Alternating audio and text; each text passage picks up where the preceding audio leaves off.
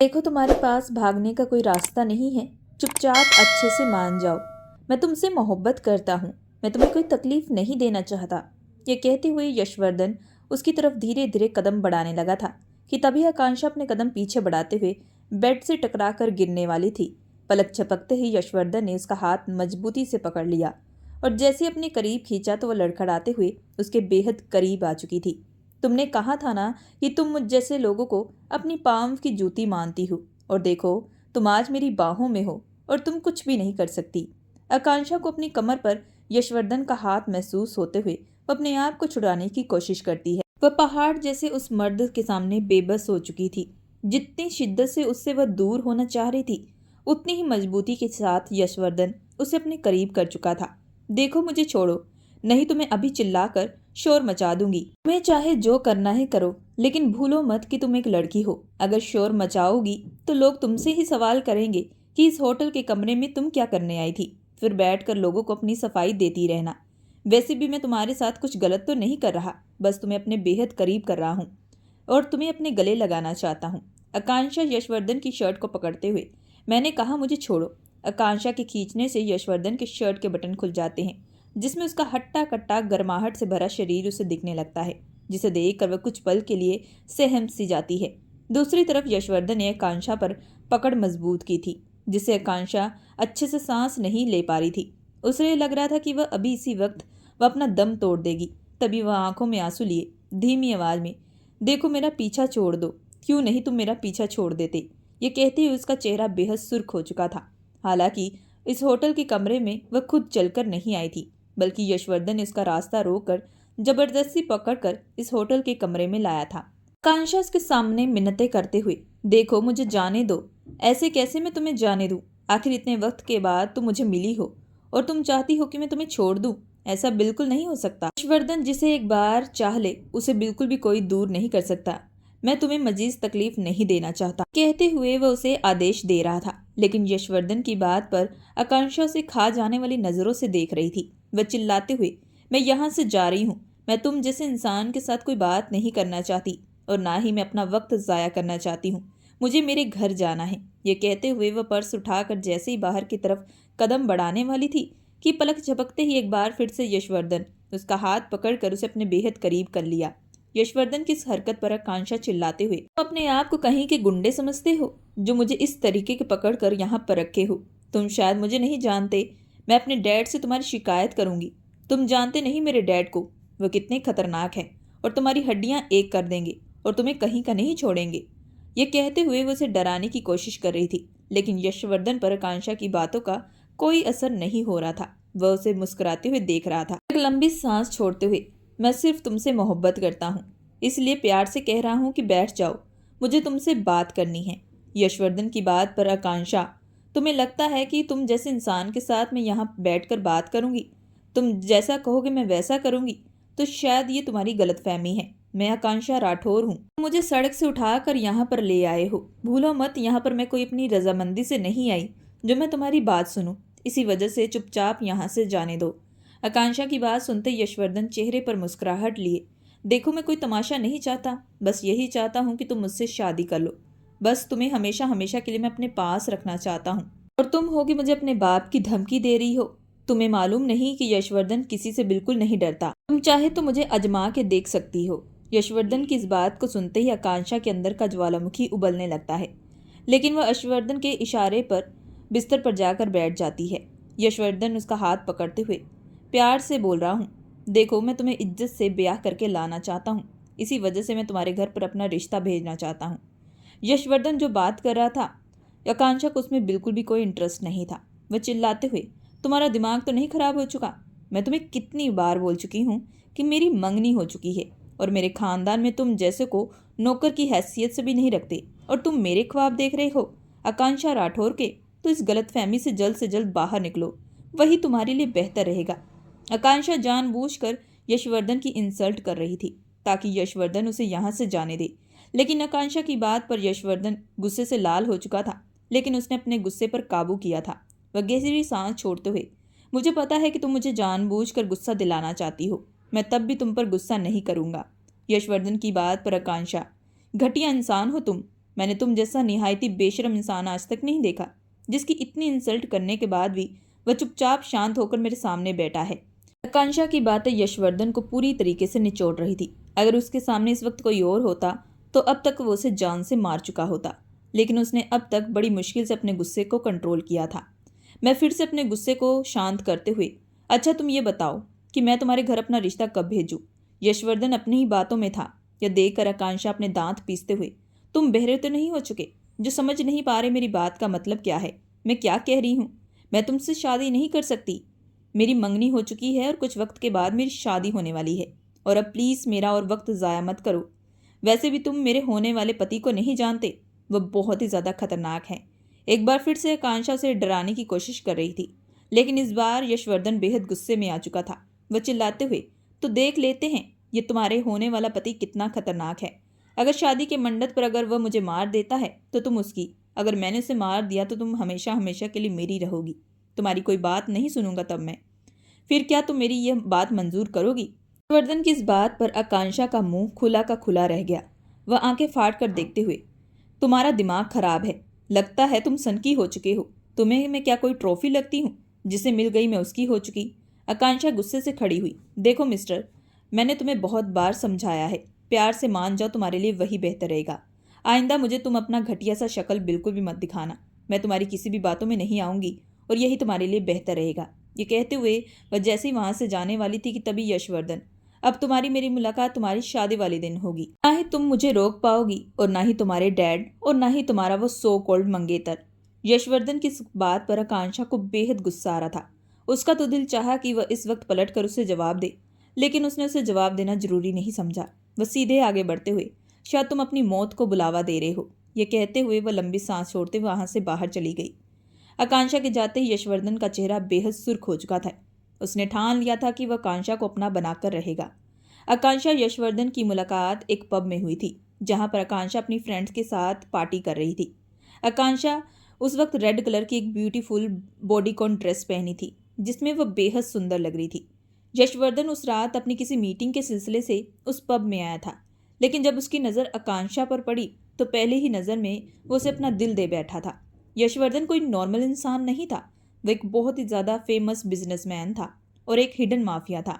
आज तक लोगों ने यशवर्धन सिंघानिया को बिल्कुल भी नहीं देखा था, बल्कि उनके नाम से लोग उन्हें जानते थे। यशवर्धन उस रात आकांक्षा के सामने इस तरीके से नहीं जाना चाहता था। इसी वजह से वह अपना कोट उतार कर एक वेटर की ट्रे पकड़कर उसके सामने चला गया और आकांक्षा को ड्रिंक सर्व करते हुए उसकी तारीफें करने लगा। आकांक्षा को उस वक्त बेहद गुस्सा आया। हालांकि उस वक्त आकांक्षा ने यशवर्धन को उसकी औकात भी दिखाई थी, लेकिन यशवर्धन पर आकांक्षा की बातों का बिल्कुल भी कोई असर नहीं हो रहा था। वह बस अपनी सच्चाई बिल्कुल भी नहीं बताना चाहता था। वह बस यही चाहता था कि वह आकांक्षा के सामने एक नॉर्मल इंसान की तरह मिले, लेकिन आकांक्षा उसे एक वेटर समझकर उसकी इज्जत की धज्जियां उड़ाने लगी थी। उसके बाद से यशवर्धन हमेशा उसका पीछा करने लगा। वह एक परछाई की तरह उसके साथ साथ रहने लगा था। जहां भी आकांक्षा जाती यशवर्धन उसके सामने रहता। जब मौका पाकर यशवर्धन ने आकांक्षा का हाथ पकड़ लिया, जिसे देखकर आकांक्षा चिल्लाते हुए, तुम जैसे 2 टके इंसान की हिम्मत कैसे हुई मुझे हाथ लगाने की? मैं तुम्हारा वह हशर करूंगी कि तुम याद रखोगे। आकांक्षा की बातें सुनकर यशवर्धन के चेहरे पर एक बड़ी सी मुस्कुराहट आ गई। इससे पहले यशवर्धन उससे कुछ कहता कि तभी पीछे से आकांक्षा की सहेलियों से आवाज देने लगी। उसके बाद जैसे ही आकांक्षा ने मुड़कर देखा तो यशवर्धन वहां से गायब हो चुका था। तब उसे लगा कि शायद अब के बाद यशवर्धन कभी भी उससे मुलाकात नहीं होगी, लेकिन शायद ये उसका वहम था। अब धीरे धीरे यशवर्धन उसे हर बार दिखाई देने लगा। कई बार तो उसे उसके घर की खिड़की के सामने भी नजर आता था, जिसे देखकर उसे कई बार अपना वहम भी लगता था। एक रोज उसे यशवर्धन का चेहरा नजर आने लगा। उसे समझ में आ चुका था कि ये उसका वहम बिल्कुल भी नहीं है, ये सब हकीकत है, जिसे सोचकर उसके अंदर का ज्वालामुखी फटने लगा था। एक दिन आकांक्षा अपने घर से जैसी ही निकली कि रास्ते में यशवर्धन ने उसकी गाड़ी को रोक लिया। इस बार आकांक्षा चुप न रही। उसने यशवर्धन की फिर से खूब बेइज्जती की और फिर से कहा कि कुछ दिनों के बाद उसकी शादी होने वाली है, इसी वजह से वह उसका पीछा छोड़ दे। यह बात सुनते ही यशवर्धन के अंदर का ज्वालामुखी फटने लगा था। उसने उसी वक्त आकांक्षा का हाथ पकड़कर उसे जबरदस्ती होटल में ले गया। आकांक्षा बेशक एक बड़े खानदान की बेटी थी, लेकिन उसके परिवार की सोच बहुत छोटी थी। उसके खानदान में लव मैरिज की कभी भी इजाजत नहीं दी जाती थी। लड़कियों को भी इतना पढ़ाया लिखाया नहीं जाता था। लेकिन आकांक्षा आगे पढ़ना चाहती थी। इसी वजह से उसकी जिद के आगे उसके डैड मिस्टर महेश राठौर मजबूर थे। लेकिन उन्होंने उस वक्त आकांक्षा के सामने एक शर्त रखी थी कि कॉलेज खत्म होने के बाद वह आकांक्षा की शादी रवि आहूजा के साथ कर देंगे। रवि उनके दूर के रिश्तेदार का बेटा था और कई बार घर पर आया जाया भी करता था। वह भी आकांक्षा के डैड की तरह ही सोच रखता था। उस रात आकांक्षा के देर रात को जब वह घर आई तो उसके डैड ने देर रात तक आने का कारण पूछा। तब आकांक्षा ने कहा कि वह अपनी किसी सहेली के साथ कॉलेज की पढ़ाई के रिलेटेड बात करी थी, जिसकी वजह से उसे देर हो चुकी थी। लेकिन जब आकांक्षा यशवर्धन के पास थी तब आकांक्षा के फ़ोन पर रवि की कई सारी कॉल आ चुकी थी। रवि को बिल्कुल पसंद नहीं था कि आकांक्षा देर रात तक बाहर रहे।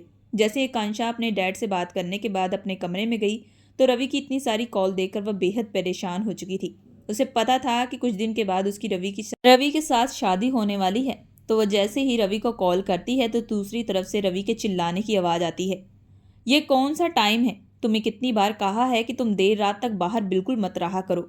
अच्छे से जानती हो कि मुझे ये सब बिल्कुल पसंद नहीं। मैं नहीं चाहता कि तुम पर कोई अपनी नज़र डाले। तुम सिर्फ और सिर्फ मेरी हो और तुम पर मेरा ही हक है। रवि की बात सुनते ही आकांक्षा बेहद डर सी गई थी। हालांकि वह खुले मिजाज वाली लड़की थी, लेकिन अपने डैड और रवि से वह बेहद डरती थी, क्योंकि रवि के साथ उसका रिश्ता बचपन में तय हो चुका था। लेकिन उसकी सोच बहुत ही ज़्यादा खराब थी। उसका कहना था कि लड़कियों को कम उम्र में ही शादी करवा देनी चाहिए। हालांकि उसने आकांक्षा के साथ शादी करने की कई बार जिद की थी, लेकिन महेश राठौर ने अपनी बेटी को प्रॉमिस किया था कि वह अपनी बेटी की पढ़ाई कंप्लीट होने के बाद उसकी शादी रवि से करवाएंगे, जिसकी वजह से रवि को अब आकांक्षा के कॉलेज खत्म होने का इंतजार करना पड़ा। रवि गुस्से से आकांक्षा पर अपना हक जता रहा था। आकांक्षा चुपचाप सुन रही थी। उसे बस डर लग रहा था। वह अपनी भड़ास निकालने के बाद रवि जैसे ही फोन रखता है तो आकांक्षा रोते हुए अपनी माँ के कमरे में चली जाती है और अपनी माँ के कंधे पर सर रखते हुए, माँ मुझे रवि के साथ शादी बिल्कुल नहीं करनी। उसकी सोच काफ़ी घटिया है। वह चाहता है कि मैं उसके इशारे पर चलूँ। वह मुझे अपनी पत्नी नहीं बल्कि मुझे अपनी गुलाम बनाना चाहता है। आकांक्षा की बात सुनते उसकी माँ सीमा जी उसके होठों पर अपना हाथ रखते हुए, चुप कर बेटी, अगर ये बात तेरे बाबा ने सुन ली तो घर में बहुत बड़ा तूफान आ जाएगा। वैसे भी रवि ने आज तक अपनी बहनों को कभी भी कॉलेज पढ़ने के लिए नहीं भेजा। तुम्हें पढ़ने के लिए उसने इजाज़त दी है। तुम्हारे बाबा के सामने जिद करता तो शायद कब का तुम्हारे बाबा उसके साथ शादी करवा देते। आकांक्षा अपने आंसू पोंछते हुए, माँ आप नहीं जानती कि वह किस कदर का इंसान है। अभी मैं किसी कॉलेज में काम के सिलसिले से बिजी थी। उसने मुझे फ़ोन किए थे, इतनी इतनी बातें सुनाई कि जब वह मुझे इतनी सारी बातें सुना सकता है तो न जाने शादी के बाद वह मुझे किस तरीके से रखेगा। मुझे लगता है कि शादी के बाद वह मुझे कमरे में बंद करके रखेगा। उसका कहना है कि मैं कभी बाहर ना निकलूं। देखो बेटी, वह तुम्हारा होने वाला पति है और पति जैसा कहे पत्नी को वैसा करना पड़ेगा। यही दुनिया की रीत है। इसी वजह से इस बारे में अब किसी के सामने कुछ बात मत करना। अपनी माँ की बात सुनते आकांक्षा चुप हो चुकी थी। उसे समझ में आ चुका था कि उसका दर्द सुनने वाला इस घर में कोई भी नहीं है, लेकिन अब उसे अंदर ही अंदर डर सताने लगा था कि उसकी शादी कैसे इंसान के साथ होने वाली है जो उसे एक कमरे के अंदर रखना चाहता है। ये सोचकर उसका शरीर कांपने लगा था। अगले दिन आकांक्षा कॉलेज से घर देर वापस लौटी थी। उसे सोचकर अंदर ही अंदर बेचैनी खा रही थी कि अगर आज भी वह देर पहुंची तो जरूर उसके डैड उससे सवाल करेंगे। उससे ज़्यादा उसे रवि से डर लग रहा था। यह सोचकर वह तेजी से कदम बढ़ाते हुए जैसे ही घर के दरवाजे पर पहुंची तो सामने खड़े रवि को देखकर उसकी आंखें बेहद सर्द हो चुकी थी, क्योंकि रवि गुस्से से बेहद लाल हो चुका था। इससे पहले आकांक्षा कुछ कहती कि आकांक्षा के डैड महेश राठौर, कहाँ थी तुम इस वक्त? आखिर इतनी लेट क्यों आ रही हो? अपने डैड की बात सुनते ही आकांक्षा अपना सर झुकाते हुए, वो कॉलेज में आज कुछ प्रोजेक्ट देने थे जिसकी वजह से मुझे देर हो चुकी। तभी दूसरी तरफ से तुम कॉलेज में पढ़ने जाती हो, ये तो हमें आज पता चल रहा है। रवि की बात पर आकांक्षा हैरान भरी नज़रों से, आखिर तुम कहना क्या चाहते हो? तभी रवि आकांक्षा का हाथ कसकर पकड़ते हुए उसे घसीटता हुआ कमरे की तरफ बढ़ने लगता है। रवि की इस हरकत पर महेश राठौर भी कुछ नहीं कहते। आज आकांक्षा की जो सच्चाई उन्हें मालूम पड़ी थी उसकी वजह से उनका सर शर्म से झुक चुका था। रवि उसे घसीटता हुआ सीधा कमरे में ले गया और बिस्तर पर फेंकते हुए तुरंत दरवाजा बंद करने लगा। रवि की हरकत पर आकांक्षा हैरान भरी नजरों से, आखिर तुम ये सब क्यों कर रहे हो? ये सवाल तो मुझे तुमसे ही पूछना चाहिए। ये कहते हुए रवि गुस्से से आकांक्षा का हाथ कसकर मरोड़ने लगता है, जिससे आकांक्षा दर्द के मारे कर्राने लगती है। तुम्हें क्या लगा था कि तुम हमेशा मुझे पढ़ाई का बहाना करती रहोगी, मेरी पीठ पीछे मुझे धोखा दोगी और अपनी आशिकियां चलाती रहोगी, मुझे कुछ भी पता नहीं चलेगा? आकांक्षा ये सुनते ही हैरान भरी नजरों से, मुझे कुछ समझ में नहीं आ रहा, आप कहना क्या चाह रहे हैं? रवि उसका हाथ छोड़ते हुए अपने फ़ोन में से एक वीडियो चलाता है जिसमें साफ नजर आ रहा था कि आकांक्षा यशवर्धन की गाड़ी में बैठकर उसके होटल में गई है। रवि फोन की स्क्रीन को बंद करते हुए, आखिर बताओ ये क्या है जो मैं तुम्हें दिखा रहा हूँ? क्या वो झूठ है? क्या अभी तुम यही कहोगी कि तुम कॉलेज पढ़ने के लिए जाती हो? ये वीडियो मेरे दोस्त ने बनाई थी। शायद मुझे तुम्हारी सच्चाई कभी मालूम नहीं पड़ती। तुम पढ़ाई करने के बहाने होटल में जाकर आशिकी चलाती हो। रवि की आंखें बेहद गुस्से से लाल हो चुकी थी। आकांक्षा आंखों में आंसू लिए, यकीन करे मेरा, मैं उस इंसान को नहीं जानती। ये बस एक आवारा लड़का है जो कब से मेरे पीछे लगा हुआ है। मैंने इसे बहुत बार मना किया कि मेरे पीछा ना करे। मैं बस उससे पीछा छुड़ाना चाहती थी, लेकिन ये मुझे हमेशा डराया धमकाया करता था। मैंने आपको इसलिए नहीं बताया क्योंकि मैं जानती थी अगर मैं घर पर ये सारी बात आप लोगों को बताऊंगी, आप लोग मेरा कॉलेज जाना बंद कर देंगे। डर की वजह से मैंने आप लोगों को उस इंसान के बारे में कोई बात नहीं बताई। लेकिन आप मेरी बात का यकीन करें, मैं इस इंसान को बिल्कुल नहीं जानती। ये कहते हुए आकांक्षा फूट फूट कर रोने लगी थी। आकांक्षा की बात सुनते ही रवि एक झटके से उसका हाथ दूसरी तरफ मरोड़ते हुए, तुमने क्या मुझे बेवकूफ़ समझ के रखा है जो मैं तुम्हारी ये चिपनी चुपनी बातों पर आकर विश्वास कर लूं? अच्छे से सुन लो, मुझे तुम्हारी किसी बात पर बिल्कुल कोई भरोसा नहीं। कहते हुए रवि आकांक्षा के बालों पर अपनी पकड़ मजबूत कर लेता है, जिससे आकांक्षा दर्द से कर्राने लगती है। रवि आकांक्षा का चेहरा अपने हाथ में भरते हुए, अब से तुमने बहुत कर ली अपनी मनमानी। मैं आज ही तुमसे शादी करूंगा और फिर बताऊंगा कि मुझे धोखा देने की सजा क्या होती है। उसके बाद से तुम हर रोज मेरे जुनून को सहोगी। तुम्हारी बाकी की सारी जिंदगी मेरे हाथ में होगी। मैं जिस तरीके से चाहूंगा तुम्हें उसी तरीके से चलाऊंगा, और तब तुम्हें कोई रोक भी नहीं सकता। और तब तुम्हारा कॉलेज जाना भी बंद। रवि की बातें सुनकर आकांक्षा की आंखों में आंसू आ चुके थे। देखिए, मुझे माफ़ कर दीजिए, लेकिन मैं सच कह रही हूँ कि मैंने कुछ नहीं किया। आप मेरी बात का यकीन करें। लेकिन आकांक्षा की बातों पर रवि पर बिल्कुल कोई असर नहीं था। वैसे जानवरों की तरह दूसरी तरफ धकेलते हुए, तुम्हारे लिए शादी का लहंगा भेजा जाएगा, उसे जल्द से जल्द पहनकर तैयार रहना। हम आज ही शादी करेंगे। ये कहते हुए रवि कमरे से बाहर चला गया था।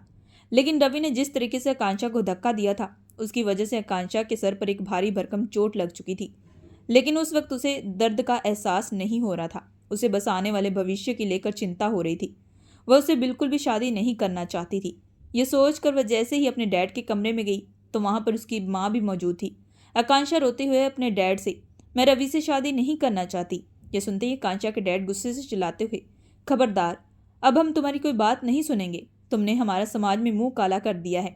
तुम्हें कॉलेज में पढ़ने के लिए भेजते थे, लेकिन तुम तो उस होटल में उस लड़के के साथ मिलने के लिए चली गई। और अब तुम चुपचाप अपने कमरे में जाओ। कुछ देर बाद तुम्हारी शादी होगी और इस बात पर कोई बहस नहीं मैं करना चाहता। ये कहते हुए उसके डैड कमरे से बाहर चले जाते हैं। हार पछताकर आकांक्षा रोते हुए अपने कमरे में आ जाती है। कुछ देर बाद उसके कमरे में दुल्हन का जोड़ा भेजा जाता है। दुल्हन के जोड़े को देखकर उसे आने वाली जिंदगी जहन्नम सी नजर आने लगती है। उसे नहीं मालूम था कि कुछ ही सेकंड के बाद उसकी जिंदगी इस तरीके से बदल जाने वाली थी। यह सोचकर उसकी आंखों से फूट फूट कर आंसू बह रहे थे। करीब 1 घंटे के बाद आकांक्षा की माँ उसे मंडप पर लाकर बिठा देती है, जहां पर पहले से रवि बैठा हुआ था। शादी जल्दबाजी में की जा रही थी, इसी वजह से कोई भी मेहमानों को नहीं बुलाया गया था। सिर्फ आकांक्षा के परिवार वाले और रवि के परिवार वाले शादी में मौजूद थे। रवि पंडित जी की तरफ देखकर, पंडित जी जल्द से जल्द मंत्र शुरू करें और शादी को संपन्न करें। यह कहते उसके चेहरे पर तिरछी मुस्कुराहट थी। लेकिन जैसे ही पंडित जी मंत्र शुरू करने वाले थे कि अचानक एक भारी भरकम शोर सुनाई देने लगा, जिसे सुनते ही मिस्टर महेश राठौर जैसे ही बाहर की तरफ देखते हैं तो सामने यशवर्धन अपने बॉडीगार्ड के साथ बाहर खड़ा था। यशवर्धन को देखकर महेश राठौर को बेहद गुस्सा आ चुका था। उन्हें मालूम पड़ चुका था कि वही लड़का है जिसका उनकी लड़की के साथ चक्कर चल रहा है। वह गुस्से से जैसे ही बाहर जाते हैं और चिल्लाते हुए, तुम्हारी हिम्मत कैसे हुई यहाँ पर आने की? इससे पहले कि महेश राठौर कुछ करते कि यशवर्धन के बॉडीगार्ड महेश राठौर को अपनी गिरफ्त में ले लेते हैं। इस वक्त यशवर्धन के ऊपर एक जुनून सवार था। उसकी आंखें बेहद गुस्से से लाल हो चुकी थी। वह सीधा मंडप पर जाकर रवि का हाथ पकड़कर उसे मंडप से उठाता है और उसके माथे पर अपनी जीयन ताने हुए उसे खा जाने वाली नजरों से देख रहा था। यशवर्धन की हरकत पर रवि बेहद डर चुका था। उसके माता पिता अपने बेटे रवि के लिए बेहद परेशान थे और यशवर्धन के आगे भीख मांगने लगे थे। तभी यशवर्धन चिल्लाते हुए, मैंने इस लड़की से कहा था कि यह सिर्फ मेरी है। इसका नाम अगर किसी के साथ जुड़ेगा तो सिर्फ और सिर्फ यशवर्धन के साथ जुड़ेगा। लेकिन ये लड़की बिल्कुल भी नहीं मानी और चुपके से तुमसे शादी करने लगी, जो मैं बिल्कुल भी नहीं होने दूंगा। ये कहते हुए यशवर्धन आकांक्षा की तरफ देख रहा था, जो आंखों में आंसू लिए रो रही थी। अब रोने का कोई फायदा नहीं। मैं तुम्हें उस दिन कहा था कि मैं तुम्हारी शादी में आऊंगा और तुम्हें अपनी पत्नी बनाकर ही रहूंगा, क्योंकि तुम्हें मुझसे कोई दूर नहीं कर सकता। ये कहते हुए यशवर्धन रवि की तरफ देख रहा था। अगर तुम्हें अपनी जान प्यारी है तो चुपचाप यहाँ से चले जाओ, नहीं तो मैं तुम्हारा वो हाल करूँगा कि तुम्हारी 7 जन्में भी पछताएंगी। यूं अचानक रवि के साथ यूं होता देख रवि को संभलने का मौका ना मिला। अपने सर पर जीएन ताने हुए देख उसके माथे से पसीने छूटने लगे थे। दूसरी तरफ मिस्टर महेश राठौर भी बेहद परेशान थे। उन्हें भी इस वक्त कुछ भी समझ में नहीं आ रहा था कि वह क्या करे, क्योंकि बॉडीगार्ड ने उन्हें पकड़ कर रखा था। अपनी जान की परवाह करते हुए रवि चुपचाप दूसरी साइड चला जाता है। यशवर्धन पंडित जी को इशारा करते हुए जल्द से जल्द मंत्र शुरू किए जाए, ये कहते हुए यशवर्धन आकांक्षा के बगल में आकर बैठ जाता है। आकांक्षा यशवर्धन को अपने बगल में बैठा देख उसके अंदर एक डर सताने लगता है। उसे तो ऐसा लग रहा था कि जैसे वह एक खाई से बचकर दूसरी खाई में जाकर गिरी हो। तभी वह चिल्लाते हुए, मैं तुमसे शादी हरगिज नहीं करना चाहती, ये कहते हुए जैसे आकांक्षा मंडप से उठने वाली थी कि तभी यशवर्धन, मैंने उस रात भी तुम्हें कहा था कि प्यार से मान जाओ, लेकिन तुम नहीं मानी। अगर तुम्हें अपना ख्याल नहीं तो कम से कम अपने माँ बाप का ख्याल रखो। अगर तुम इस मंडप से उठी तो शायद तुम्हारे माँ बाप को तुम खो सकती हो। यह कहते हुए यशवर्धन आकांक्षा के माता पिता की तरफ इशारा करता है, जिन्हें बॉडीगार्ड ने पकड़ कर रखा था। अपने माता पिता की खातिर मजबूर होकर आकांक्षा मंडप पर बैठी रही। हालांकि इस वक्त उसकी आंखों से लगातार आंसू बह रहे थे। जिंदगी में न जाने बार बार ये तूफान जो आ रहे थे उसके बारे में उसे कुछ समझ में नहीं आ रहा था। पहले रवि जो था उसे बार बार परेशान कर रहा था, अब ये यशवर्धन जो शादी करने के लिए उसे मरा जा रहा था। कुछ ही देर के बाद पंडित जी ने मंत्र पढ़कर शादी संपन्न कर दी थी।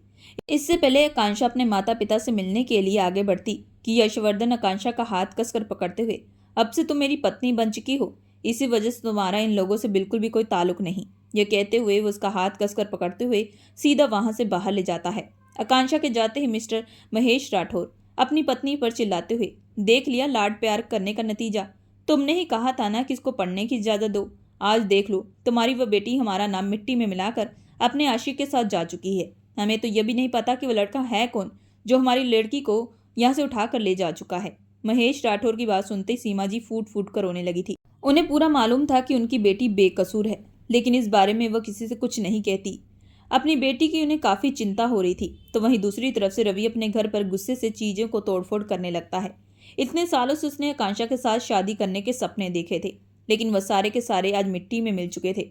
इन सबसे बेखबर आकांक्षा कमरे में जमीन पर बैठी फूट फूट कर रो रही थी। उसकी जिंदगी न जाने क्या से क्या बन चुकी थी। आखिरी बार वह अपने माता पिता से बात करने का उसे मौका भी नहीं मिला था। शादी के बाद यशवर्धन उसे सीधा अपने फार्म हाउस में ले जा चुका था। हालांकि इस वक्त उसने आकांक्षा का सामना नहीं किया था। जब उसे आकांक्षा के बारे में वह सारी बात पता चली तो वह अपने गुस्से पर काबू न कर पाया और सीधा जाकर उससे शादी कर ली। उसे नहीं मालूम था कि उसकी एक गलती की वजह से आकांक्षा पर इतना बड़ा अजाब आ पड़ेगा। वह भी जानता था कि इसमें आकांक्षा की कोई गलती नहीं थी। मोहब्बत तो वह आकांक्षा से करता था, लेकिन आकांक्षा ने तो अब तक कभी भी उसकी मोहब्बत को स्वीकार नहीं किया था। वह धीरे से कदम बढ़ाते हुए जैसे कमरे में दाखिल होता है तो आकांक्षा दीवार के साथ पीठ लगाए हुए फर्श पर फूट फूट कर रो रही थी, जिसे देखकर यशवर्धन गहरी सांस छोड़ते हुए चुपचाप उसे बाहों में उठा लेता है और धीरे से बिस्तर पर बिठाते हुए उसका सर अपने गले से लगा लेता है। उसे पता था कि इस वक्त आकांक्षा को किसी की जरूरत है। वह बेहद धीमी आवाज में, मुझे माफ कर दो, मुझे नहीं पता था कि मेरी एक गलती की वजह से तुम्हारे साथ इतना कुछ हो सकता है। मैं सिर्फ तुमसे मोहब्बत करता था। मैं ये सब बिल्कुल नहीं चाहता था कि तुम्हारे परिवार वाले तुम्हें गलत समझे। मुझे यह भी मालूम नहीं था कि तुम्हारा होने वाला पति इस कदर का सनकी होगा। यह कहते हुए यशवर्धन आकांक्षा की चोट की तरफ इशारा करता है, जो चोट रवि ने उसे धक्का देने की वजह से दी थी। आकांक्षा यशवर्धन के मुंह से ये सारी बातें सुनकर बेहद हैरान रह चुकी थी। उसे बिल्कुल उम्मीद नहीं थी कि उसके घर में जो भी बातें हो रही थी उसके बारे में यशवर्धन को सारी बात पता होगी। यशवर्धन बात को आगे बढ़ाते हुए, लेकिन तुम अब फिक्र बिल्कुल मत करो, अब तुम मेरी पत्नी हो, तुम्हें कोई भी तकलीफ नहीं पहुंचा सकता। रही बात उस रवि की, तो उसे मैं तुम्हारे जख्मों का बदला जरूर लूंगा जो उसने तुम्हें दिए हैं। यह कहते हुए उसने बड़े ही प्यार से आकांक्षा का हाथ अपने हाथ में भर लिया। यशवर्धन की बात पर आकांक्षा फूट फूट कर रोने लगी थी, जिसे देखकर यशवर्धन ने अगले ही पल उसे अपने गले लगा लिया और उसकी पीठ को सहलाते हुए, शांत हो जाओ, अगर मुझे पहले पता होता तुम्हारे परिवार वाले इस कदर के हैं तो मैं तुम्हें जिस दिन देखा उसी दिन अपना बना लेता। यशवर्धन के गले लगते ही आकांक्षा उसकी कमीज पकड़कर फूट फूट कर रोने लगी थी। करीब 15 मिनट तक आकांक्षा इसी तरीके से रोती रही। कुछ देर बाद यशवर्धन ने आकांक्षा को अपने से दूर किया और उसके आंसू साफ करते हुए उसके माथे पर हल्की सी किस की। अब तुम शांत हो जाओ, मैं अभी डॉक्टर को बुलाकर लाता हूँ। तुम्हारे माथे पर ये जो जख्म बना है ये काफ़ी गहरा है, इस पर दवा लगाना बहुत जरूरी है। ये कहते हुए वह आकांक्षा को सहारा देते हुए कमरे से बाहर चला जाता है। आकांक्षा के जाते ही एक 18 साल का एक नौजवान शख्स कमरे में दाखिल होता है, जिसे देखकर आकांक्षा थोड़ा डरने लगती है। देखें, घबराए नहीं, मेरा नाम विनय है। जिससे आपकी शादी हुई है वो मेरा बड़ा भाई है। देखना, वो हमेशा आपको खुश रखेंगे, कभी भी कोई चीज की तकलीफ नहीं आने देंगे। विनय के मुंह से ये सारी बातें सुनकर आकांक्षा कुछ देर के लिए चुप हो जाती है। हालांकि आकांक्षा उससे कुछ नहीं बोल रही थी, लेकिन विनय खुद से अपने भाई की तारीफें किए जा रहा था। कुछ देर बाद यशवर्धन एक डॉक्टर को अपने साथ लेकर आता है। डॉक्टर आकांक्षा के सर पर दवा लगाकर एक मरहम पट्टी करती है और कुछ दवाइयां लिखते हुए, इन्हें टाइम टाइम पर ये दवाइयां दी जाए, घाव जल्दी भर जाएगा। ये कहते हुए डॉक्टर वहां से चली जाती है। आकांक्षा को दवा देने के बाद यशवर्धन स्टडी रूम में चला जाता है। इस वक्त उसके सर पर एक जुनून सा सवार था। उसे अंदर ही अंदर एक घुटन महसूस हो रही थी। उसे नहीं मालूम था कि उसकी गलती की वजह से आकांक्षा के साथ इस तरीके की ज्यादती की जाएगी। न जाने आकांक्षा कैसे उन भेड़ियों के बीच में रह रही थी। यह सोचकर उसने अपने हाथों की मुट्ठी बना ली थी। यशवर्धन के फार्म हाउस में आने के बाद आकांक्षा धीरे धीरे ठीक होने लगी थी, लेकिन अब उसे अंदर ही अंदर अपने माँ बाप की फिक्र सताने लगी थी। अचानक यूं सब कुछ हो जाने के बाद न जाने माँ बाप पर क्या बीत रही होगी, ये सोचकर वह बेहद परेशान थी। जब उसने अपनी ये परेशानी यशवर्धन को जाहिर की तो उसने विश्वास दिलाया कि वह जल्द से जल्द उसकी माँ को भी वहां से निकाल देगा। यशवर्धन के साथ रहने के बाद आकांक्षा को यह तो समझ में आ चुका था कि उसके सामने खड़ा शख्स कोई आम इंसान नहीं है। यह हकीकत तो वह उस रात देख चुकी थी। विनय से बात करने के बाद उसे यशवर्धन के कारोबार के बारे में सब मालूम पड़ चुका था, जिसे साफ पता चल चुका था कि यशवर्धन कोई मामूली इंसान नहीं है, वह एक बहुत ही बड़ा बिजनेसमैन है। उस रात वह पढ़ाई का बहाना करते हुए उस पब में गई थी जहां पर उसकी सहेलियां लेकर गई थी, लेकिन तब यशवर्धन उसे वेटर की ड्रेस में मिला था। तब उसने यशवर्धन को एक वेटर समझ लिया था, जिसकी वजह से उसने ना जाने यशवर्धन के साथ कितनी बदतमीजियां की थी। जिस तरीके की उसने बातें सुनाई थी, उसे सोचकर अब उसे शर्मिंदगी का एहसास होने लगा। दूसरी तरफ आकांक्षा के साथ उस रात जो हुआ था, उसे सोचकर यशवर्धन को काफी बुरा फील हो रहा था। धीरे धीरे आकांक्षा को यह फील होने लगा कि वह यशवर्धन से माफी मांगे, क्योंकि उस रात अगर यशवर्धन से वह शादी ना होती तो आज वह रवि की पत्नी बनकर उसके घर में होती और ना जाने रवि उसके साथ क्या कुछ करता और तब उसे बचाने वाला कोई भी ना होता।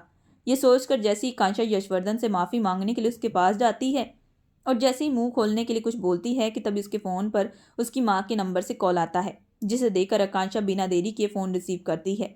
तभी दूसरी तरफ से उसे रवि की आवाज़ सुनाई देती है। रवि की आवाज़ सुनते ही आकांक्षा बेहद डर के मारे सुन्न हो जाती है। उसके चेहरे के एक्सप्रेशन बदल जाते हैं, जिसे देखकर यशवर्धन उसके हाथ से फ़ोन लेता है और फ़ोन को लाउड स्पीकर पर करते हुए उसे बात करने का इशारा करता है। जैसे ही आकांक्षा धीरे से हेलो बोलती है तो तभी दूसरी तरफ से रवि, आकांक्षा, अगर तुम अपनी माँ की भलाई चाहती हो तो कोर्ट में अपने पति के खिलाफ गवाही दो कि उसने तुम्हारे साथ ज्यादती की है, तुमसे जबरदस्ती शादी की है, नहीं तो मैं, तुम्हारे डैड, तुम्हारी माँ का वो हाल करेंगे जो तुम कभी सोच नहीं सकती। अपनी माँ की खबर सुनते ही आकांक्षा रोते हुए, देखो प्लीज़ मेरी माँ के साथ कुछ मत करना, इसमें उनका कोई भी कसूर नहीं है। आकांक्षा को पता था कि रवि बहुत ही ज़्यादा सनकी इंसान है। आज उसे अपना बनाने के लिए वह इस तरीके की बातें कर रहा है। रवि के मुंह से इस कदर की बात सुनते यशवर्धन फोन को अपने हाथ में पकड़ते हुए, तुम्हें पता भी है कि तुम किससे बात कर रहे हो? तुम यशवर्धन की बीवी से बात कर रहे हो तो सोच समझकर बात करो। अगर उसकी माँ को एक भी खरोच आई तो मैं तुम्हारा वो हाल करूंगा जो तुम कभी सोच नहीं सकते। यशवर्धन की बात सुनकर रवि, तुम्हें जो करना है करो, तुम्हारी वजह से मेरी और महेश राठौर की इज्जत नीलाम हो चुकी है और उसका हर्जाना तो किसी न किसी को भुगतना पड़ेगा। अगर आकांक्षा ने ऐसा ना किया तो अपनी माँ को वो खो सकती है। रवि की बात पर यशवर्धन, तुम बहुत पछताओगे, तुम आग से खेल रहे हो। इस बात पर रवि हंसते हुए, मैं तुमसे नहीं डरने वाला, ये कहते हुए वो फोन कट कर देता है। जैसे सुनते ही आकांक्षा फूट फूट कर रोने लगती है। उसे पता था कि रवि ये जानबूझकर कर रहा है, लेकिन रवि की वजह से वह यशवर्धन के ऊपर कोई भी इल्जाम नहीं लगाना चाहती थी। अगर उस रात यशवर्धन उसे शादी से ना बचाता तो अब तक उसकी जिंदगी अजाब बन चुकी होती। उसकी वजह से उसकी माँ को खतरा था। यह सोचकर वह बेहद परेशान थी। तभी यशवर्धन उसका हाथ अपने हाथ में रखते हुए, रवि जो कह रहा है तुम ये सब करो। यशवर्धन के मुंह से ये बात सुनते हैं कांक्षा हैरान भरी नजरों से, लेकिन मैं कैसे? इसके आगे कांक्षा कुछ कहती कि तभी यशवर्धन, तुम उसकी चिंता मत करो, जैसा जैसा रवि कहता जाए तुम वही करो और बाकी का काम मैं करूंगा और मैं तुम्हें विश्वास दिलाता हूँ कि तुम्हारी माँ को सही सलामत मैं तुम्हारे पास लेकर आऊंगा।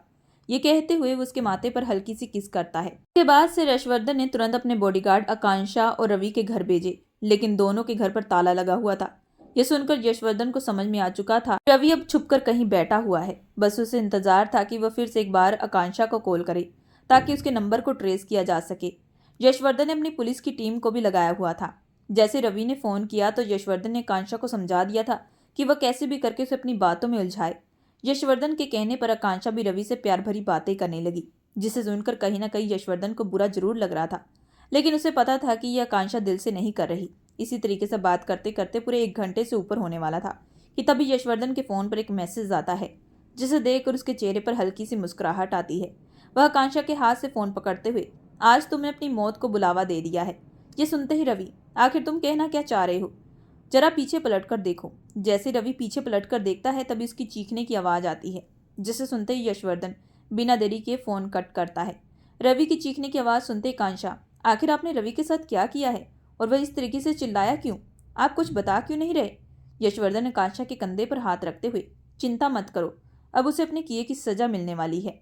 कुछ देर बाद यशवर्धन गाड़ी की स्पीड तेज बढ़ाते हुए उस फार्म हाउस में पहुंच जाता है जहां पर रवि था। पुलिस की टीम ने रवि को पकड़ रखा था। यशवर्धन अपनी लाल आंखों से जैसे रवि के सामने बैठता है तो उसके अंदर का गुस्सा उबलने लगता है। यशवर्धन रवि के मुंह को अपने हाथ में पकड़ते हुए, तुम्हारी हिम्मत कैसे हुई मेरी पत्नी से इस तरीके की बात करने की? उस रात भी मैंने मना किया था कि इन सब मामलों से दूर रहो, लेकिन तुम नहीं माने। इससे पहले रवि कुछ कहता कि अगले ही पल यशवर्धन बिना देरी के अपनी जीएन शूट कर देता है और कुछ ही पल में रवि जमीन पर गिर जाता है। घर के अंदर इस तरीके की आवाज़ सुनते ही आकांक्षा के डैड महेश राठौर भी वहां पर मौजूद थे, जिसे देखकर यशवर्धन, मेरा तो दिल चाह रहा है कि अभी आपको भी इसी वक्त मौत के घाट उतार दूं। आप किस तरीके के बाप हैं जो अपनी बेटी पर इस तरीके की ज्यादती कर रहे थे? ऐसे इंसान के साथ उसकी शादी करवाने वाले थे जो खुद एक राक्षस है। आप आकांक्षा के बाप ना होते तो मैं अभी इसी वक्त आपको भी इस दुनिया से दूर कर देता। ये कहते हुए यशवर्धन की नज़र आकांक्षा की माँ सीमा पर जाती है, जिनका रो रो कर चेहरा बेहाल हो चुका था। वह यशवर्धन को देखकर, मेरी बेटी कहाँ है, मुझे उससे मिलना है। यशवर्धन बिना देरी किए आकांक्षा की माँ को लेकर अपने फार्म हाउस में चला जाता है। इतने वक्त के बाद अपनी माँ को देखकर आकांक्षा तुरंत अपनी माँ के गले लगकर फूट फूट कर रोने लगती है। काफी देर तक माँ और बेटी के बीच में बात चलती रहती। इसी तरीके से रात भी बीत चुकी थी। रात को जैसे यशवर्धन अपने कमरे में आया तो आकांक्षा को एहसास होने लगा कि अब उसे अपने पति से माफ़ी मांग लेनी चाहिए और उसकी मोहब्बत को कबूल करना चाहिए, जिसकी वजह से आकांक्षा ने यशवर्धन के आने से पहले कमरे को पूरे खूबसूरत तरीके से सजाया था। आज ये कमरा पूरा सुहागरात वाला कमरा लग रहा था। शादी के बाद यशवर्धन ने एक बार भी आकांक्षा पर अपना हक नहीं जताया था। उसके साथ वह कोई ज़बरदस्ती नहीं करना चाहता था। वह चाहता था कि आकांक्षा खुद उसकी मोहब्बत को कबूल करे। कमरे में जैसे यशवर्धन दाखिल हुआ तो सामने अपनी खूबसूरत पत्नी को देखकर वह बेहद हैरान रह चुका था। इस वक्त आकांक्षा ने दुल्हन का जोड़ा पहना था, जिसे देखकर यशवर्धन कुछ ही वक्त के लिए फ्रीज हो चुका था। आकांक्षा धीरे धीरे यशवर्धन के पास आकर उसकी आंखों में देखते हुए, मुझे माफ़ कर दीजिए, मैं यह माफ़ी आपसे कब से मांगना चाहती थी, लेकिन मुझमें हिम्मत बिल्कुल नहीं थी। आपने जो मेरे लिए किया उसे मैं लफ्ज़ों में बयान नहीं कर सकती। अगर शायद मेरी शादी आपसे ना होती तो ना जाने अब तक मेरी ज़िंदगी में क्या होता, मुझे भी मालूम नहीं। आपने मुझे जहन्नम भरी ज़िंदगी से बाहर निकाला है और मेरी सोच को गलत साबित किया। धीरे धीरे मुझे अपनी गलती का एहसास हो चुका था, लेकिन मैं किस मुँह से आपसे बात करूँ, इतनी मुझ में हिम्मत नहीं थी। इसी वजह से मैंने सोचा कि आपको ये सरप्राइज़ देकर आपसे अपनी मोहब्बत का इजहार करूँ और आपसे माफ़ी मांगूँ। ये कहते हुए आकांक्षा यशवर्धन के गले लग चुकी थी और धीरे से अपनी मोहब्बत का इजहार किया। आज इतने वक्त के बाद आकांक्षा के मुंह से ये बात सुनते ही यशवर्धन के चेहरे पर एक बड़ी सी मुस्कुराहट आ चुकी थी। उसने धीरे धीरे अपने होठ आकांक्षा की गर्दन पर सहलाने शुरू कर दिए और धीरे से फुसफुसाते हुए, जो हुआ से भूल जाओ, मैं यही चाहता हूँ कि तुम हमेशा खुश रहो और एक नई सिरे से ज़िंदगी की शुरुआत करो। ये कहते हुए यशवर्धन आकांक्षा की कमर पर अपनी पकड़ मजबूत कर लेता है। वैसे अगर तुम मुझे पहले बता देती तो मैं थोड़ा जल्दी आ जाता, तुम्हें इतना इंतज़ार ना करवाता। ये कहते हुए यशवर्धन के चेहरे पर हल्की सी मुस्कुराहट आती है, जिसे सुनते ही आकांक्षा शर्माते हुए यशवर्धन की कमीज में अपना सर छुपाने लगती है। यशवर्धन उसे अपनी बाहों में उठाकर बिस्तर पर जाकर लेटा देता है और अगले ही पल उसके ऊपर आकर, मैं तुम्हें विश्वास दिलाता हूँ कि मैं तुम्हें हमेशा खुश रखूँगा। ये कहते हुए कमरे में मौजूद पड़ी कैंडल को बुझा देता है और अगले ही पल दोनों एक दूसरे की आगोश में खोने लगते हैं। दोस्तों, आप लोगों को ये कहानी कैसी लगी हमें कमेंट करके ज़रूर बताइएगा। कहानी पसंद आए तो हमारे चैनल को लाइक और सब्सक्राइब जरूर करिएगा एंड बेल आइकन का बटन जरूर दबाइएगा।